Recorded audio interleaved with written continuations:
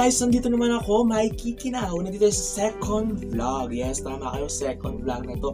So dito sa vlog na to, gagawin natin ang mga jokes or trickster games. So meron tayong 5 na pagpipilian na games. Yun yung first, yung kwarta, sunod yun yung may piso dito, tapos yung papangitan lang. Yung second, yung pitik bulag, alam niyo naman yun, di ba?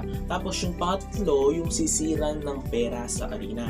Tapos meron pa yung ilong bibig. Tapos yung lastly is Lucky 9.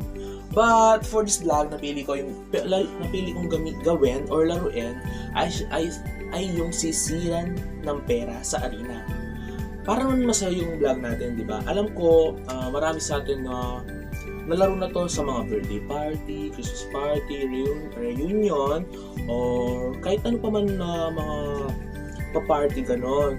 Kaya sure ako, alam niyo yung games na to. So yung mechanics ng games na to, very simple lang, di ba? Alam niyo naman, kailangan lang mahanap yung pera or barya sa ilalim ng arena. Para gamit talaga yung mukha, as in mukha, sisid. Literal na sisirin mo yung pera sa mukha. Kaya, ano pang ginagawa natin? Huwag nang magpatumpik-tumpik pa. Guys, dito makakalaban ko yung bunso kong kapatid na si Faith. Faith, dito ka na. So, nandito na yung piso din. Nandun na yung piso. So, magto 2 rounds kami kung sinong manalo. Yun lang, kung sinong manalo. Game? 1, 2, 3, go!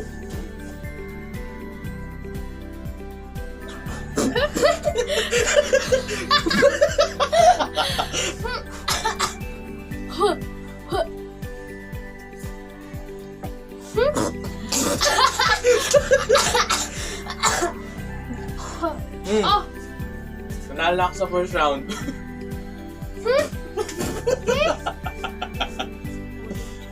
So, ito yung piso niya. Ako nanalo sa first round, guys. So, piso na rin.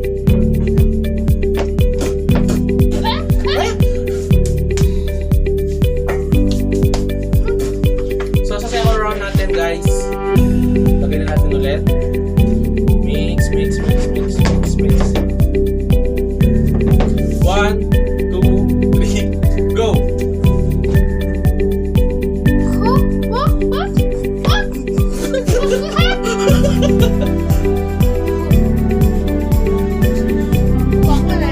Ay, siyang nanalo, guys. Parang So guys, sana nag-enjoy kayo sa vlog na to. Thank you for watching.